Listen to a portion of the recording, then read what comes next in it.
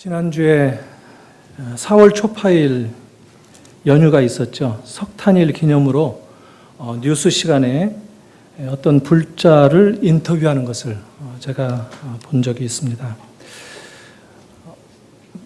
부처님 오신 그 날을 어떤 소망을 가지고 기다렸는가 물었는데, 올해는 사업이 잘 됐으면 좋겠고, 또 아들이 고3인데 대학에 잘 들어갔으면 좋겠다, 이런 인터뷰를 한 것을 봤습니다.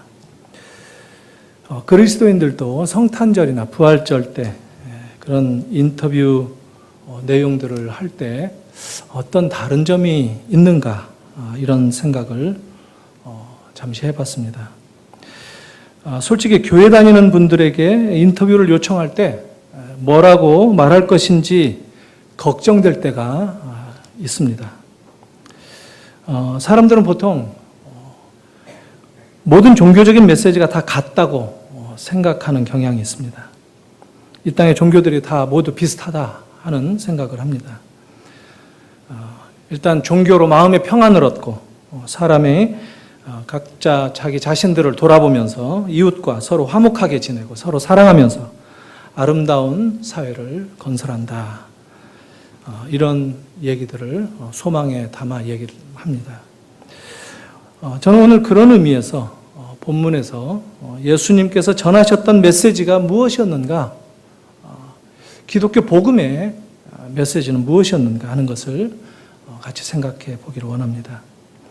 본문은 공생의 시작하시는 그 출발점에서 처음으로 전하셨던 설교 메시지였습니다. 예수님의 최초의 가르침이셨죠. 그 설교의 주제는 천국, 또 마가복음에 나오는 대로 한다면 하나님의 나라, 그게 주제였습니다. 오늘 본문 그 17절 시작하는 구절에 회개하라, 천국이 가까이 왔다, 이렇게 얘기합니다. 그런데 예수님의 마지막 가르침, 예수님의 마지막 설교, 마지막에 관심을 가지셨던 주제는 무엇이었는가 한번 생각을 해봤는데, 사도행전 1장 3절에 나오더군요. 부활하신 후에 40일 동안 하나님 나라의 일을 가르치셨더라, 이렇게 나옵니다. 그러니까 예수님은 이 땅에 오셔서 처음 설교하신 설교의 주제가 하나님 나라, 천국이었고, 또 마지막 승천하시기 직전까지 가르치셨던 주제가 하나님 나라, 천국이었다 하는 것입니다. 처음 시작하는 주제, 마지막 주제가 얼마나 중요합니까? 물론 예수님께서 가르쳐 주셨던 많은 주제들이 있는 것을 저희들이 압니다. 하지만 분명히 말씀드릴 수 있는 것은 예수님의 첫 번째 관심, 첫 번째 주제, 그리고 마지막 관심과 주제, 이것은 하나님 나라였고 매우 중요한 주제다라는 것입니다. 17절 시작하면서 보니까 이때부터 예수께서 비로소 전파하셨다, 이렇게 얘기합니다. 뭘 전파하셨느냐면 바로 하나님 나라, 하나님 나라의 복음, 천국 복음이라고 얘기할 수 있죠. 마태가 천국이다라고 얘기하는 것을 마가는 항상 하나님 나라 이렇게 얘기합니다. 사실 같은 말이에요. 천국 하면은 하늘나라라는 뜻이죠. 장소를 좀 담은 단어입니다. 천국, 하늘에 있는 나라, 이 우라노라고 하는 유대인들이 그렇게 늘 하늘에 계신 아버지 하는 것처럼 하늘에 뭔가 나라가 있다, 이렇게 얘기를 했습니다. 약간 장소적인 뉘앙스를 풍기지만 꼭 장소를 의미하는 것은 아니었습니다.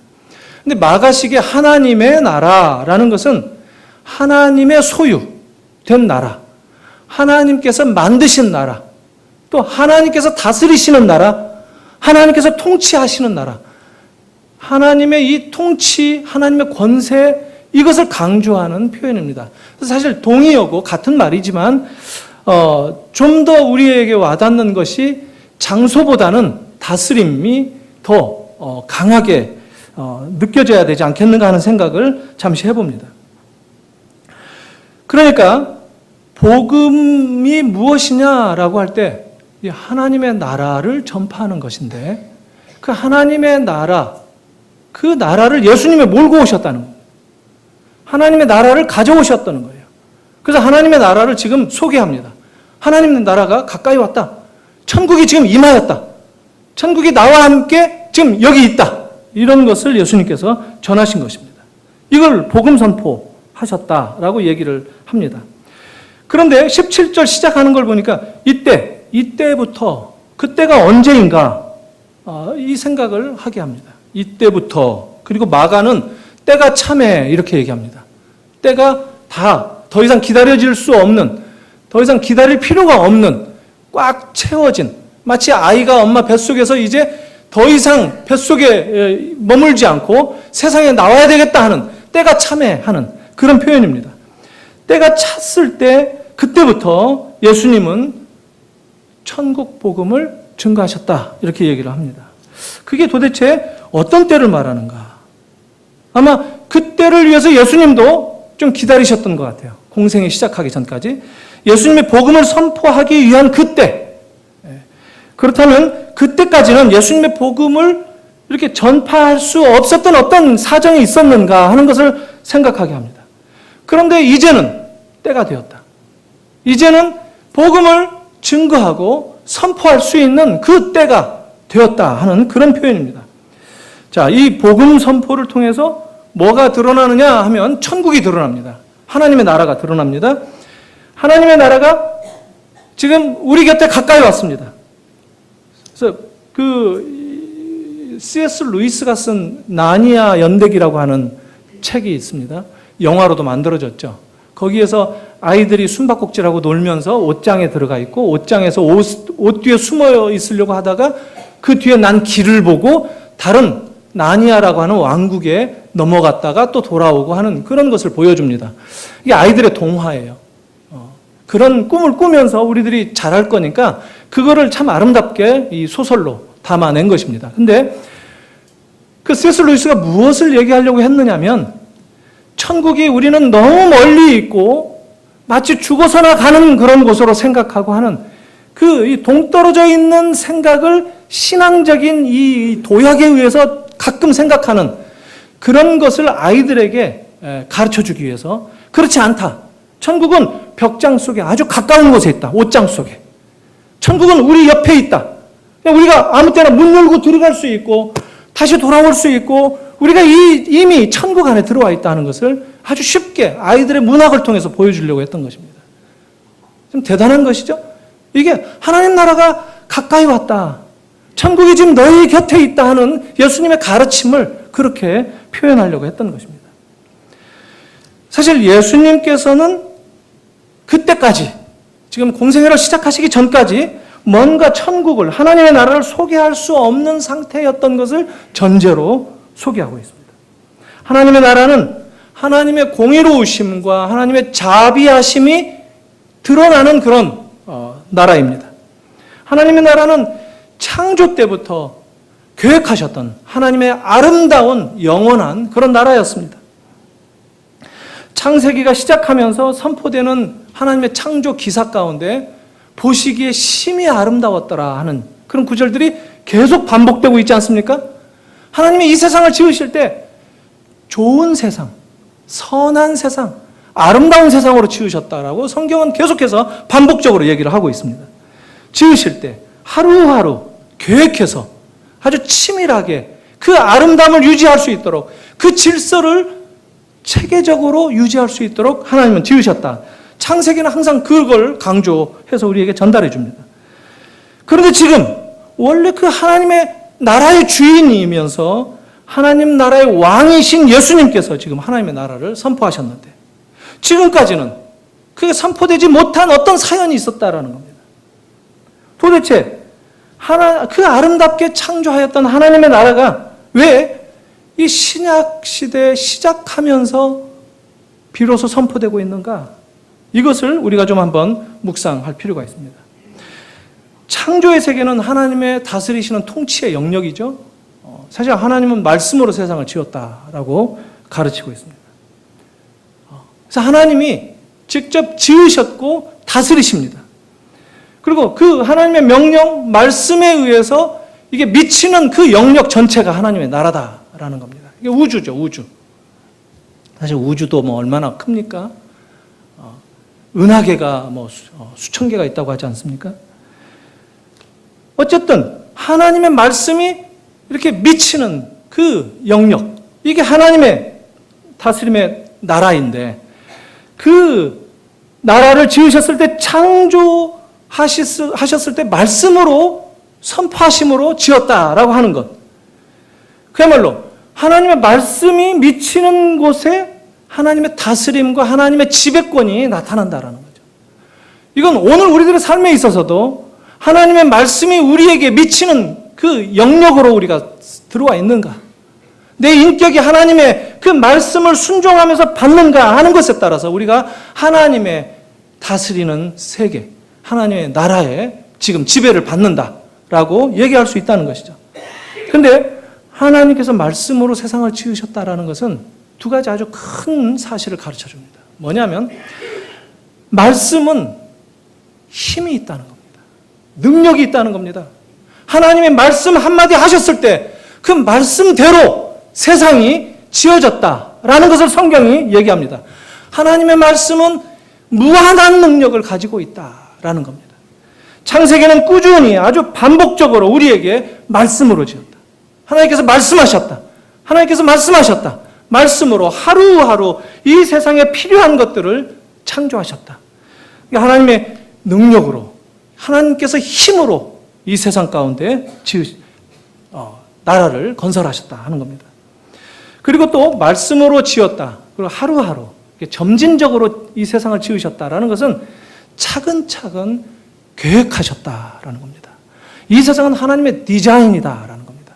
우리 사람도 하나님께서 설계하셨다라는 거예요. 하나님의 디자인이 아름답게 나타나는 것이 이 세상이다 하는 겁니다. 하나님은 뭔가 계획을 가지고 계셨다라는 것이 말씀으로 세상을 지었다라는 것 속에 들어있다는 것입니다. 하나님께서는 이 세상을 지으셨을 때 주먹구구식으로 짓지 않으셨습니다. 아주 치밀하게 계획하셨고 일관성 있게 발전되도록 설계하셨습니다. 그래서 역사가 흘러가는 것도 그냥 뒤죽박죽 주먹구구식으로 흘러가는 것이 아닙니다. 하나님의 목적을 향하여 점진적으로 발전되면서 나아간다 하는 겁니다.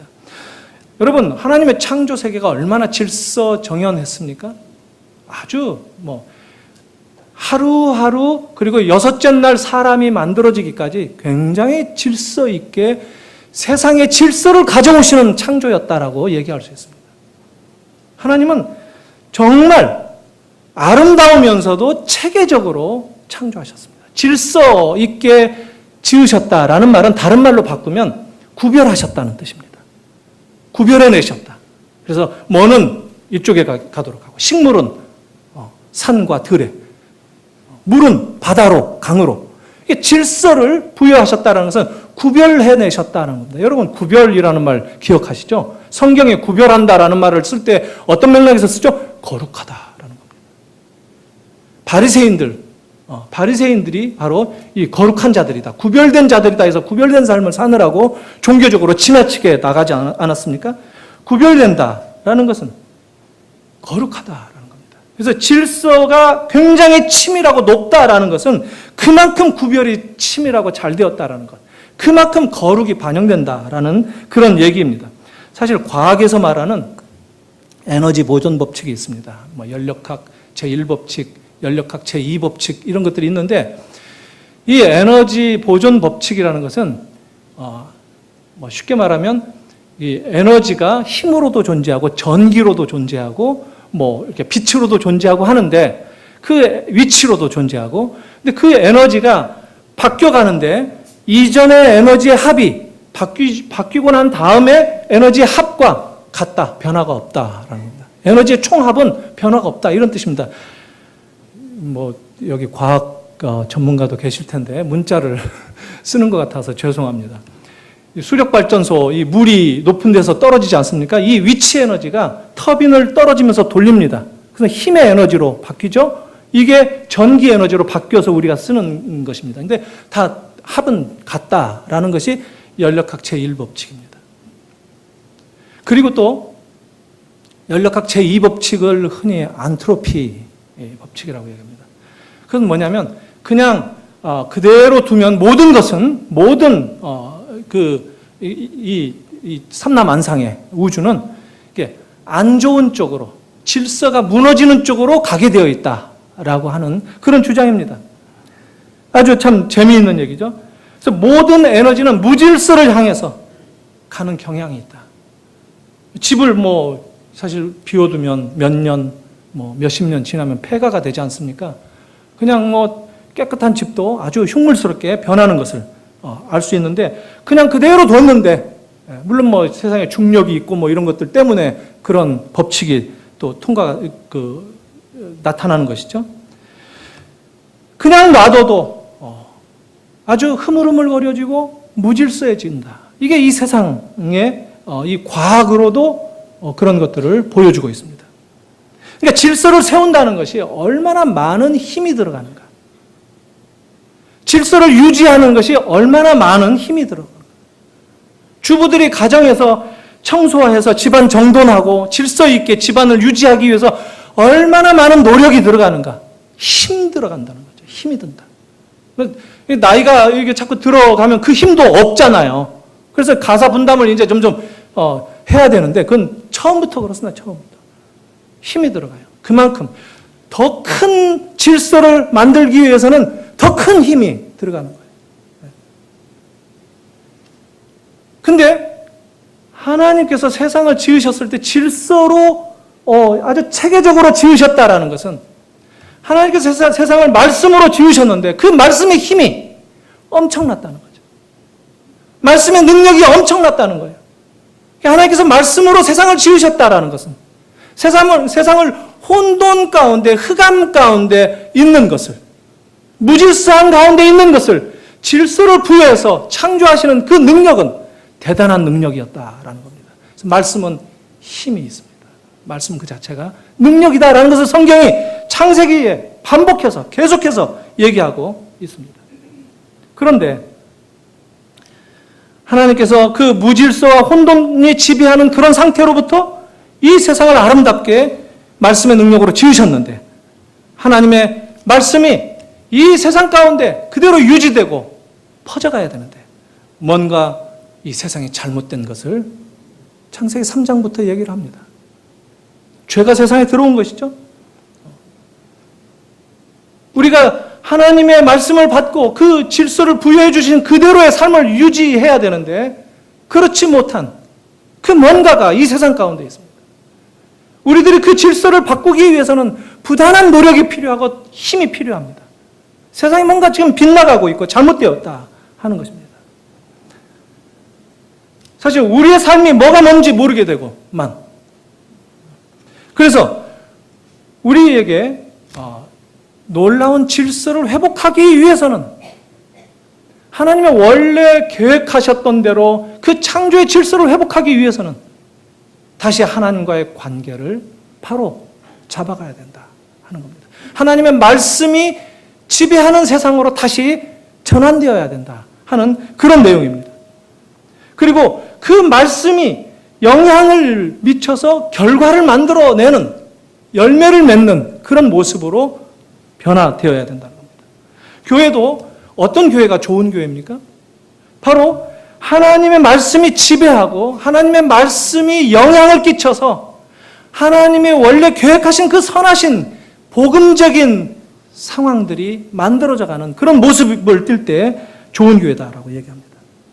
하나님의 말씀을 붙잡고 그 말씀의 능력을 믿고 그 말씀을 따르려고 하는 사람들이 많아지는 교회가 좋은 교회다라고 하는 겁니다. 시편 1편도 바로 그런 얘기입니다. 율법을, 말씀은 구약대로 표현하면 율법입니다. 이 율법을 바로 순종하고 복종하고 따라서 사는 사람들. 그 사람들은 시냇가에 심은 나무가 그 뿌리를 깊이 내려가는 것과 같은 삶을 살 것이다. 이게 구약의 대전제입니다. 하나님의 말씀으로 지어진 이 세상에서 하나님의 통치를 받아야 하는 것이 마땅하다 하는 겁니다. 그게 하나님의 나라다라는 겁니다. 그런데 우리가 경험하듯이 이 세상은 죄로 인해서 깨어졌습니다. 이 세상은 아름다운 질서와 조화를 상실했습니다. 깨진 유리창 이론이라는 말을 들어보셨습니까? 1969년에 그 스탠포드의 이 범죄 사회학자, 심리학 교수인데 필립 짐바르도라고 하는 사람이 실험한 실험의 내용입니다. 자동차 2대를 놔두고 본니트를 이렇게 둘 다 열어놨습니다. 근데 한 차는 유리창을 깨어놨습니다. 그리고 방치한 채 그대로 두고 어떤 변화가 초래되는가 하는 것을 지켜보는 실험이었습니다. 근데 유리창이 깨어진 차는 10분 만에 배터리를 누가 띄어가더랍니다. 그리고 시간이 지날수록 유리가 더 깨어지고 차에 낙서가 되어지고 본니트 열려져 있는 그 엔진의 이 부속들을 다 뜯어가고 해서 거의 껍데기만 남는 폐차가 된 흉물스러운, 일주일 만에 그 흉물스러운 모습으로 변화되었다라는 것을 이론으로 제시했습니다. 그야말로 다른 한 대는 그런데 거의 멀쩡한 채로 그대로 있었다. 그래서 얘기한 그 이론인데 환경을 어떻게 설정해 놓느냐 하는 것에 따라서 범죄를 줄일 수 있다라는 이론으로 범죄 예방에 사용할 수 있는 이론으로 발전시켜 나갔습니다. 건물이 깨어지면 유리가 깨어지면 얼른 유리를 갈아 끼워 놓는다든가 그렇지 않으면 깨어진 유리의 그 건물에서는 더 큰 범죄가 일어나는 온상이 된다라는 그런 이론이죠. 그래서 실제로 뉴욕 경찰이 70년대에 이 이론을 적용해서 건물의 유리창을 막고 또 정화하는 그런 운동을 펼쳐갔습니다. 그래서 빈 건물이나 아파트 이런 데가 굉장히 좋아지고 그래서 뉴욕이 상당히 그 치안이 좋아졌다는 그런 결과를 얻기도 했습니다.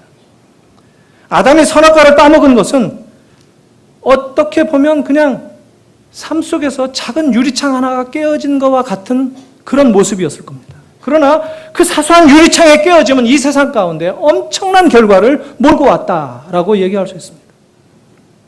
물론 아담이 그 실과를 따먹은 것이 유리창 깨는 그런 정도의 이 실험이 밝혀내는 정도를 훨씬 뛰어넘는 어떤 영적인 의미가 있죠. 우리의 삶을 파괴시켰습니다. 하나님과의 관계를 깨뜨렸습니다.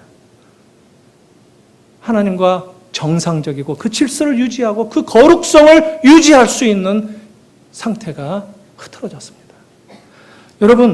여러분들도 지금 하나님과의 관계가 어떤지를 한번 돌아보십시오. 하나님과의 관계가 지금 무너져 있습니까?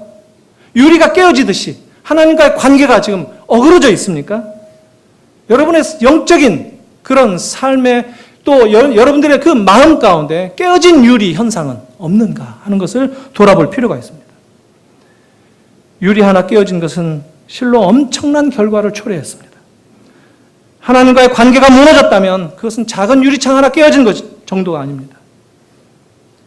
결국 복음 선포라는 것은 하나님의 다스림이 다시 회복되어지는 것이다 라고 얘기할 수 있습니다. 하나님의 긍휼로 죄인들이 다시 하나님과의 관계를 회복하면서 용서를 받고 자녀가 된다는 것, 이런 내용이 복음이라고 하는 소식 속에 담겨져 있습니다. 예수께서 이 세상에 오셨다라는 것 자체가 그래서 복음입니다. 그리스라든가 로마에서는 이 복음이라는 말을 왕이 다음 왕을 이어갈 왕자를 낳았다, 왕자가 태어났다 그러면은 이 소식을 널리 알렸습니다. 전장터에 나가 있는 그 로마의 군인들이나 장군들에게 이 소식을 알리고 오늘날 떡을 돌리듯이 고기를 돌리고 하면서 축하를 나눴습니다. 이걸 복음이다라고 얘기했는데 실제로 이 깨어진 하나님 나라 가운데 하나님의 아들이 그의 후사가 하나님의 왕권을 이어받을 왕이 태어났다는 것, 이게 바로 복음의 소식입니다. 복음의 내용입니다. 예수께서 이 세상 가운데 오셨다. 그리고 이제 예수님은 지금 공생애를 시작하시면서 하나님 나라가 가까이 왔다고 이때부터 복음을 선포하셨다는 겁니다. 십자가에서 어떻게 하나님의 그 구원의 계획을 완성하실 것인가 하는 것들을 예상하면서 준비하도록 하나님의 나라를 지금 선포하셨다 하는 겁니다.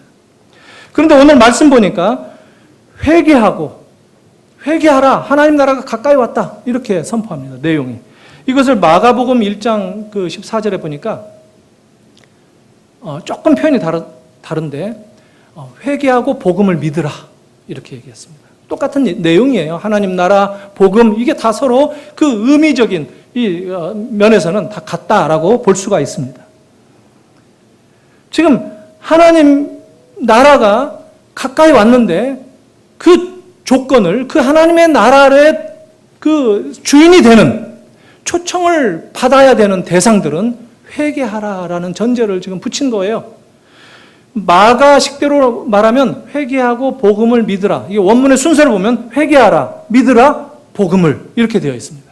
목적어로 뒤로 돌렸죠. 회개하라, 그리고 믿으라. 이건 같이 간다는 겁니다. 회개하고 믿는다는 것은 항상 같이 갑니다. 근데 회개는 뭐고 믿음은 뭐죠? 돌이키는 것이 회개죠. 그리고 믿음은 뭐죠? 붙잡는 것이죠. 돌이키는 것, 내 손에 쥐고 있는 것을 내려놓고 버리는 것, 잘못된 것을 내려놓고 버리는 것, 그리고 믿음은 붙드는 것이다 하는 겁니다. 이미지가 아주 분명합니다. 놓고 잡는 것, 회개와 믿음은 놓고 잡는 것입니다. 놓고 복음을 잡아라 하는 것입니다. 절대 놓아서는 안 될 그 무언가를 붙들기 위해서 이제까지 가지고 있었던 잠시의 것, 잠시 지나면 없어질 것들, 이 세상 것들, 우리가 가지고 있었던 이전 것들을 내려놓아라. 잠깐 있다가 없어질 그 가치를 내려놓아라 하는 것. 이것이 복음의 메커니즘입니다. 내려놓고 붙잡는 것, 놓고 잡는다. 예수님께서 지금 그 메시지를 전하는 겁니다. 제자들은 무엇을 놓았습니까? 오늘 두 가족이 나오죠. 베드로 형제와 야고보 형제가 지금 따로따로 부름을 받고 있는 장면을 오늘 말씀을 통해서 보았습니다. 시몬과 그 안드레의 가정, 야고보와 요한의 가정. 근데 시몬과 안드레는 아버지가 안 나와요. 아마 아버지가 일찍 돌아가셔서 베드로가 그 가장 노릇을 했던 모양이에요. 어부라고 하는 직업을 가진 사람들입니다. 그 어부라는 직업은 하루아침에 자기들이 이거 하자 해서 결정해서 하는 그런 직업이 아닙니다. 아마 천직이었을 겁니다. 아버지도 어부였을 것이고 할아버지 때부터 어부였을 것입니다. 대대로 이어오는 그 집안의 그런 직업이었을 겁니다. 여러분 갈릴리 호수 알고 계시죠? 갈릴리 호수가 그렇게 작지도 않고 또 크지도 않은, 바다라고도 부르고 또 호수라고도 부르는데 바다라고 하기에는 조금 작고 호수라고 하기에는 큰, 이스라엘에는 갈릴리 호수가 있고 그 밑에 아래쪽으로 그 갈릴리에서 흘러내려오는 물이 담아지는 사해 바다가 있죠. 사해, 죽은 바다. 이 두 개 있는데 갈릴리는 물이 맑고 이 어부들이 그 생업을 이렇게 유지할 수 있을 만큼 풍족한 자원이 그 호수에 있는 것을 우리가 압니다. 그리고 그 갈릴리 호수 중심으로 사람들이 어업에 종사하면서 살아갔습니다. 갈릴리 호수는 작은데 어떻게 풍랑이 일어나서 배가 뒤집힐 정도로 이 폭풍이 일어나기도 하는가? 우리가 의아할 수 있습니다. 그런데 이 지중해에서 시로코라고 하는 이 폭풍이 불어오면은 아주 높지 않은 얕은 언덕을 지나오는 데에도 갈릴리 호수가 해발, 이 지면보다 조금 아래쪽에 있습니다. 그러니 이게 바다보다도 낮은, 그러니까 바람이 휘어지면서 폭풍을 이뤄내는. 근데 이 사해바다는 또 더해요. 사해바다는 해발 마이너스 400m 정도 됩니다. 굉장하죠?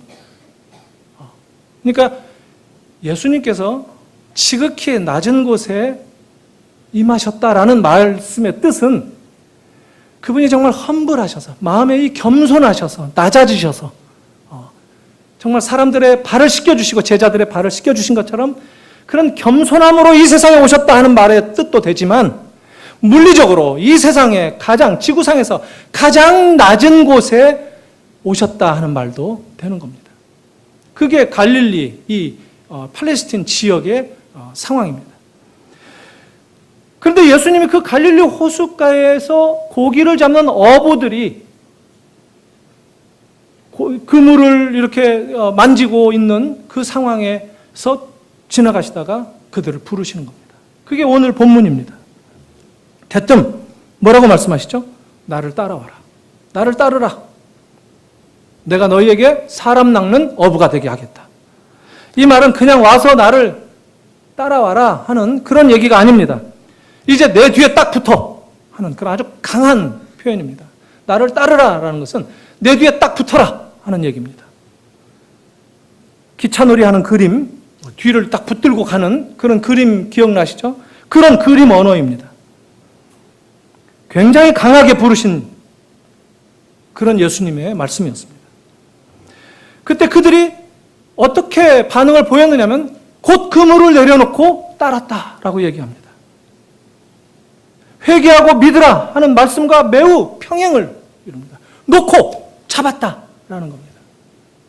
성경이 그렇게 지금 이 언어를 사용을 하는 겁니다. 놓고 붙들었다. 이것은 어떤 구체적인 사건에서 계속 반복되어서 나타납니다. 베드로, 안드레뿐만 아니라 야고보, 요한도 놓고 따랐다라는 겁니다. 그들은 그물을 깁고 있다가 깁던 그물을 내려놓고 또 아버지도 계셨는데 아버지도 버리고 따라갔다라고 얘기합니다.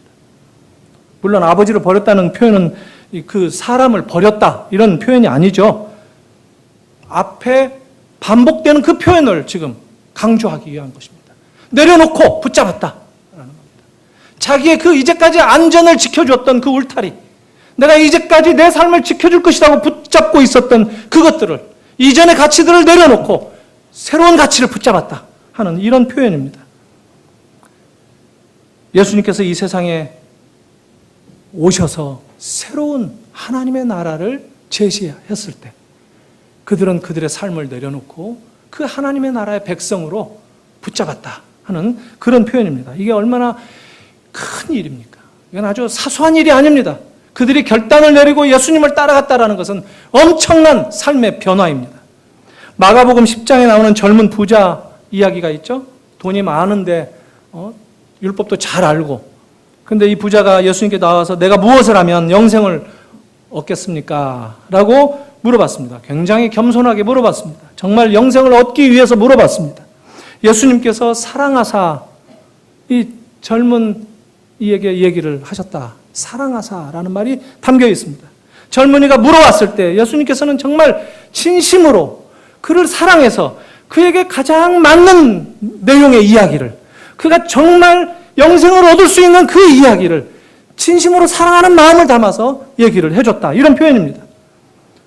그 젊은이에게 진정으로 도움이 될 만한 그 얘기를 예수님은 하셨습니다. 네가 가지고 있는 모든 재물을 팔아서 다 가난한 사람에게 주고 너는 나를 따르라. 그때 어떤 반응을 보였다고 그러죠? 오늘 제자들, 내 제자들과 똑같은 상황에서 이 젊은이는 슬픈 기색을 띠고 돌아갔다 얘기가 나옵니다. 그는 자기가 붙잡고 있는 것을 내려놓을 수가 없었습니다. 자기가 붙잡고 있는 그 가치를 더 소중하게 여겼기 때문에 예수님을 따라갈 수가 없었다라고 성경은 지금 계속 반복해서 얘기를 하는 겁니다. 그런데 지금 제자들은 일단 내려놓고 주님을 붙잡았다 하는 겁니다. 예수님의 제자로 입문했다 하는 겁니다. 복음이 무엇이죠? 바로 하나님의 그 아들, 하나님 나라의 왕이신 그 예수 그리스도를 붙잡고 사는 것, 그분을 모시고 살아가는 것, 그게 복음입니다.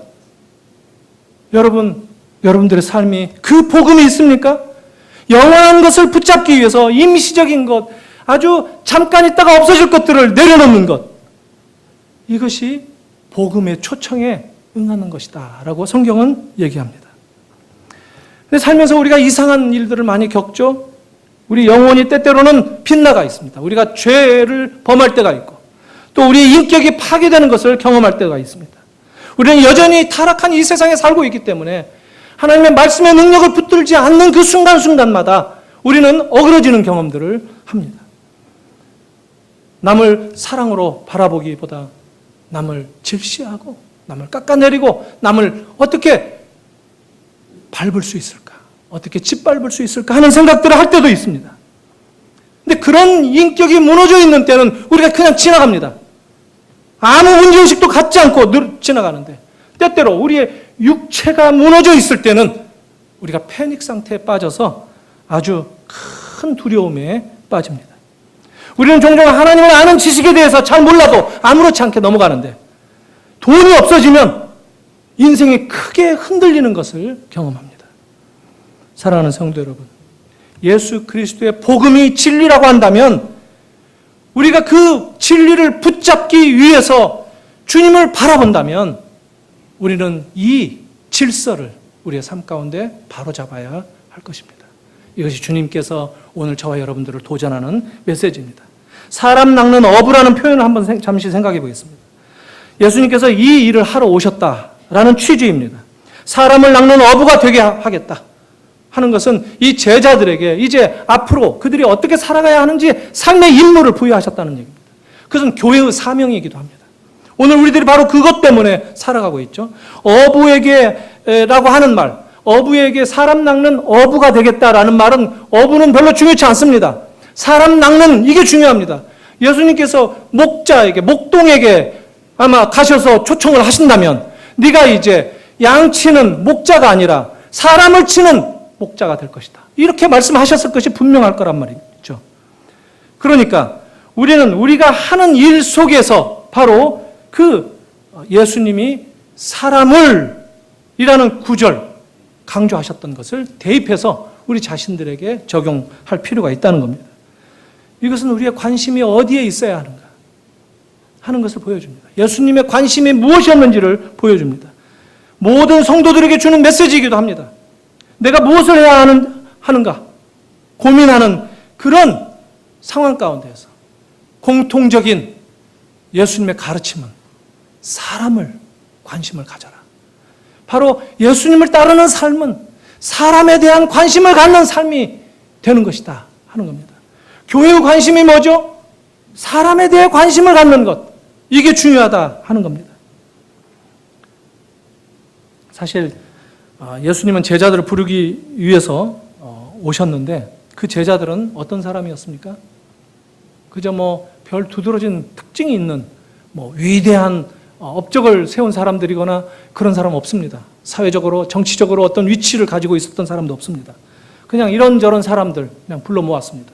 어부도 있었고 세리도 있었고 누구나 예수님은 만나셔서 그 중심을 간파하시는 예수님께서 너는 나를 따르라. 너는 나를 따르라. 초청을 하셨던 것입니다.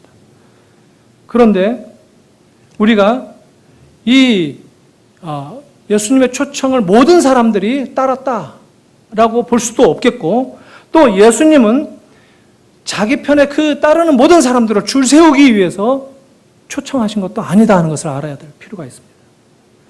그 사람들, 따르는 사람들로 세를 이루고 어떤 힘을 받게 하기 위해서 부르시지 않았습니다. 그들을 모아서 좁은 길을 가도록 하셨고 그들에게 생명의 길로 인도하는 것을 예수님께서는 관심을 가지고 계셨다는 것을 우리가 놓쳐서는 안 될 것입니다. 그리고 예수님을 모두가 다 따랐다 하는 것도 아니라는 것을 우리가 알 수가 있습니다. 바리새인들은 얼마나 훌륭한 영성을 가진 사람들이었습니까? 그들은 사람들에게 주된 관심을 보이는 데는 실패한 사람들입니다. 그들에게 있어서의 그 관심은 종교 지도자들로서 늘 율법, 규율, 규례, 제도 이런 것들이 관심이 있었어요. 안식일이나 금식이나 11조 이런 것에 관심을 두었습니다. 주가 무엇인지, 부가 무엇인지 이것을 망각한 그런 모습을 우리에게 보여줍니다. 예수님은 일관되게 사람에 대한 관심을 가지라라고 가르쳐 주셨고 당신 스스로가 한 영혼이 천하보다 귀하다라는 가르침으로 대변할 수 있을 만한 그런 삶을 우리에게 보여주셨습니다. 저는 이게 교회도 마찬가지다라고 생각합니다. 건물도 필요하고 현실을 보면 필요한 것도 많이 있습니다. 예산도 많아져서 주차장도 만들고 또 교실도 잘 지어서 아이들도 교육하고 이런 것들도 필요합니다. 하지만 본질을 놓쳐서는 안 될 것입니다. 예수님은 학교를 지치 않으셨고 기도실을 따로 지치도 않으셨습니다. 한적할 때 홀로 그냥 기도하셨고 들에서 기도하셨고 예수님은 병원을 지치도 않으시고 사람들을 고치셨습니다. 저는 현실적으로 이런 것들을 지어서는 안 된다, 지치 말자 이런 얘기를 말씀드리는 것이 아닙니다. 바로 사람에 대한 관심이 얼마나 더 중요한가 하는 것을 말씀드리고 싶습니다. 사람들이 함께 모여있고 함께 예배하고 함께 교제하고 그리고 함께 나누면서 살아가는 그 공동체의 아름다운 모습, 이게 하나님께서 우리에게 계획하신 우리의 삶의 본질이다 하는 것을 우리가 놓쳐서는 안 된다는 겁니다. 언제부터 우리는 비본질적인 것에 관심을 두고 그걸 붙들고 그게 마치 가장 중요한 우리의 삶을 흔드는 주제인 것으로 생각할 때가 많이 있다는 것입니다. 사실 예수님의 마음은 사람을 향해 있었습니다.